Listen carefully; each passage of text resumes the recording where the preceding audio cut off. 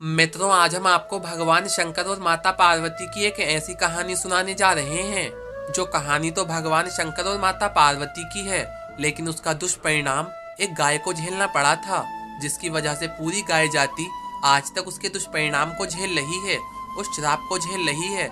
मित्रों, इस कहानी को सुनने के बाद आपकी रूह फूट फूट कर बोलेगी कि मजाक तो भगवान शंकर ने किया माता पार्वती के साथ, लेकिन उसका दुष्परिणाम गाय जात को क्यों झेलना पड़ा। तो आइए मित्रों, जानते हैं अपनी इस वीडियो के माध्यम से। लेकिन उससे पहले यदि आप हमारे YouTube चैनल पर नए हैं तो हमारे चैनल को सब्सक्राइब कर लें एवं वीडियो को एक लाइक करके प्यारा सा कमेंट जरूर कर दें। मित्रों, भारत में गाय को माता का स्थान प्राप्त है। पुराणों में से साक्षात देवी की संज्ञा दी गई है। माना जाता है कि कामधेनु का हर अंश मानव मात्र के लिए वरदान है, परंतु यह वरदान भी उस श्राप से विफल हो गया था। अब हम बात करेंगे उस श्राप के बारे में।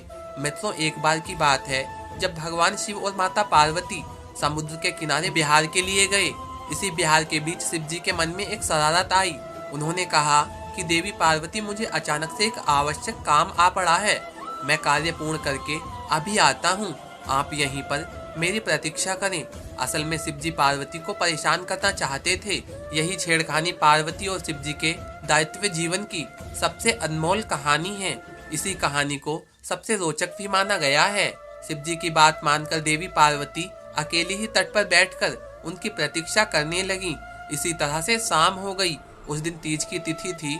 जब रात तक शिव जी ना लौटे तो देवी पार्वती ने तट पर ही रेत के शिवलिंग का निर्माण किया। आसपास उपलब्ध पूजन सामग्री से रात भर शिव जी का निर्जला व्रत संपूर्ण किया। शिव जी सूक्ष्म रूप में वहीं उपस्थित थे और हर गतिविधि के साक्षी थे।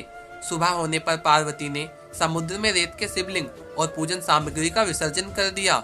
इसके थोड़ी ही देर बाद शिव जी प्रकट हो गए और बोलने लगे कि देवी पार्वती, आपने कल तीज की तिथि पर मेरी पूजा नहीं की। पार्वती ने कहा कि मैंने पूजा की है और अभी सामग्री विसर्जित की है। शिव जी अभी भी पार्वती के साथ और ठिठोली करना चाहते थे। उन्होंने कहा कि पार्वती, मुझे तो पूजा का कोई चिन्ह दिखाई नहीं दे रहा। अगर आपने पूजा की है तो प्रमाण दीजिए।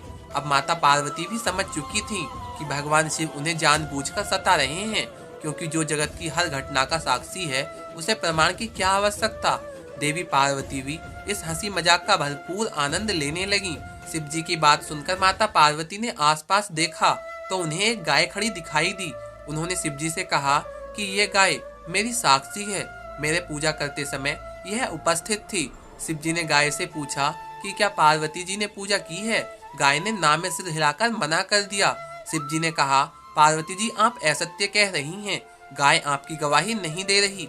शिव जी के सामने स्वयं का अकारण झूठा साबित होना पार्वती सहन न कर पाई। उन्होंने उसी वक्त गाय को श्राप दिया कि तू दिव्य जनना है, जगत कल्याण के लिए प्रकट हुई है, इसलिए जनहित के लिए तेरे गुण यथेव रहेंगे, किंतु जिस मुंह से तूने झूठी गवाही दी है उसे दंड भुगतना होगा। इसलिए झूठ बोलने के कारण अब से झूठन ही तेरा आहार होगा।